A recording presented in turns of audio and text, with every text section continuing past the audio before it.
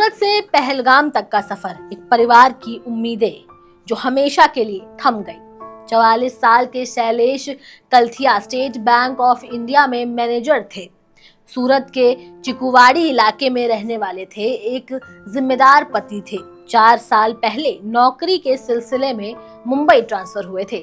अप्रैल की गर्मी से राहत पाने और परिवार के साथ कुछ पल सुकून भरे बिताने के लिए उन्होंने जम्मू कश्मीर के पहलगाम का रुख किया, जो एक बेहद ही प्रसिद्ध और खूबसूरत पर्यटन स्थल है। कश्मीर को अक्सर दूसरा स्विट्जरलैंड कहा जाता है। यहाँ की वादियां, पेड़, पहाड़ मानो जन्नत है।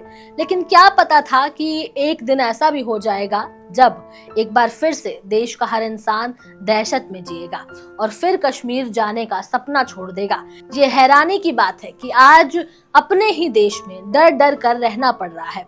वीडियो में आपको बताएंगे कि आतंकी हमले में मारे गए शैलेश की पत्नी ने क्या बयान दिया और उन्होंने ऐसा क्या कहा कि मंत्री जी बस चुप खड़े सुनते रह गए। उससे पहले आप हमारे चैनल द हिंदी टॉप को सब्सक्राइब करें, बेल आइकन दबाना ना भूलें ताकि आप तक पहुंचे हमारी हर खबर सबसे पहले। मंगलवार का दिन था जब पहलगाम की वादियों में अचानक गोलियों की गूंज सुनाई दी।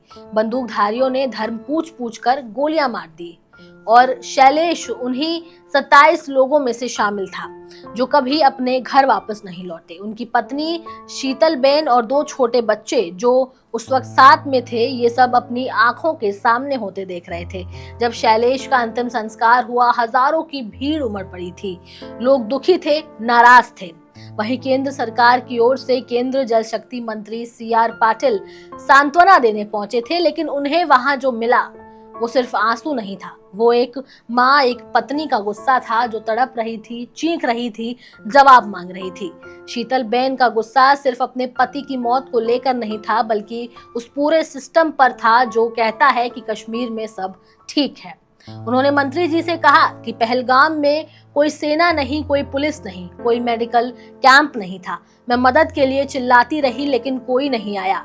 ये सरकार सिर्फ VIP लोगों की सुरक्षा करती है, टैक्स देने वालों की जान की कोई कीमत नहीं है। उनकी इस बातों पर मंत्री जी का मुंह मानो लटक गया और वो खड़े होकर बस सुनते रह गए, सिर्फ सर झुकाकर खड़े रहे। और शीतल बेन बोलती रही कि उन्होंने कहा कि आप लोग हेलीकॉप्टर में घूमते हैं, जब VIP जाते हैं पहलगाम तो पूरा काफिला साथ चलता है, पर जब आम आदमी जाता है तो क्या वो जान लेकर जाता है।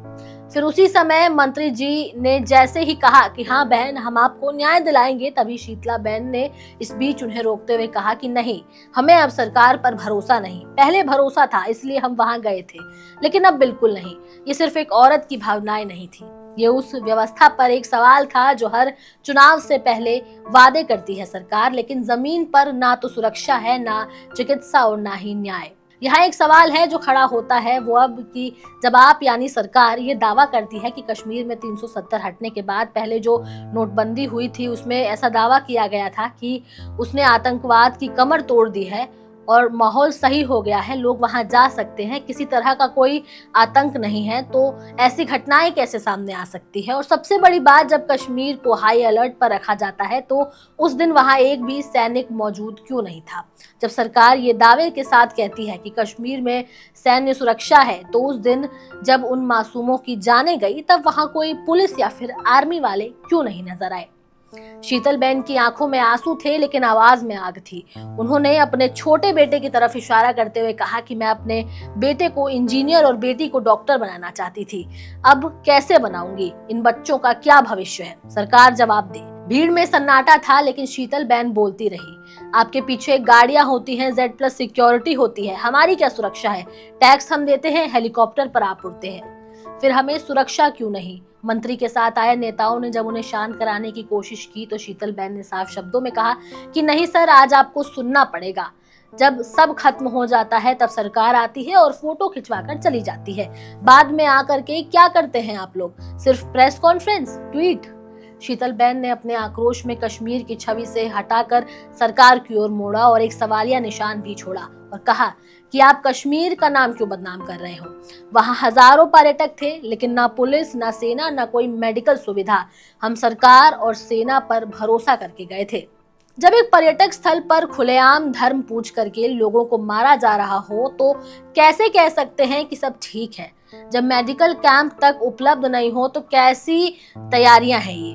जब हमले के बाद कर्फ्यू लगा दिए जाए लेकिन हमले के वक्त कोई सुरक्षा नहीं दी जाए तो किस सुरक्षित कश्मीर की बात हो रही है।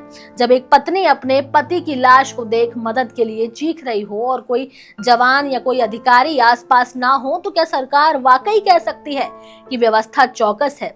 हर शहीद के पीछे कोई ना कोई चीखती हुई आवाज होती है जिसे अक्सर सत्ता अनसुना कर देती है। कश्मीर की सुंदर वादियों में जब गोलियां चलती हैं और खून बहता है तो सवाल सिर्फ आतंकवाद पर नहीं होते, सवाल उस व्यवस्था पर भी होते हैं जो दावा करती है कि अब कश्मीर बदल गया है। ये कहानी सिर्फ एक परिवार की नहीं है, ये उस भरोसे की है जो हर आम आदमी सरकार पर करता है, और जब वो भरोसा टूटता है तो सिर्फ आंसू नहीं बहते, पूरा लोकतंत्र शर्मिंदा होता है। अब आप लोगों की इस पर क्या राय है, आप हमें कमेंट सेक्शन में जरूर बताएं। मैं आपके साथ तनु चतुर्वेदी, कैमरे के उस पार। मेरा साथ दे रहे थे मेरे साथी शिव कुमार। हमारे चैनल द हिंदी टॉप को सब्सक्राइब करें, साथ ही हमें एक्स यानी ट्विटर, फेसबुक और इंस्टाग्राम पर भी फॉलो करें।